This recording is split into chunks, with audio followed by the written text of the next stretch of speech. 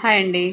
ఇలా వంకాయలు, దోసకాయ, బెండకాయ, పచ్చిమిర్చి, టమాటో ఏసి పచ్చడిలాగా చేసుకోండి. ఇది దోస, అన్నము, చపాతీ దేంట్లోకైనా బావుంటది. ఫస్ట్ ఒక గిన్నె తీసేసుకొని, ఆయిల్ వేసేసుకొని, ఒక 15 పచ్చిమిర్చి ఏసుకోవాలి.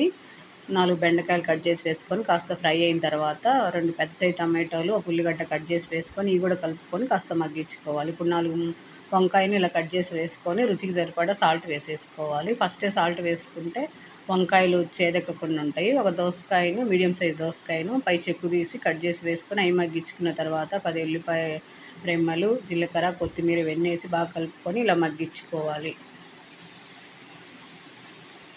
అంత మగ్గిపోయిన తర్వాత మనం రోట్లో వేసి దంచాల్సిన అవసరం ఏం లేదు. ఇలా పప్పు గుత్తితోనే ఇట్లా మెత్తగా మెదిపేసుకుంటే బెండకాయ, వంకాయ, దోసకాయ పచ్చడి రెడీ అయిపోతుంది. ఇది దేంట్లోకైనా, టిఫిన్‌లోకి, అన్నంలోకి దేంట్లోకైనా చాలా రుచిగా ఉంటుంది.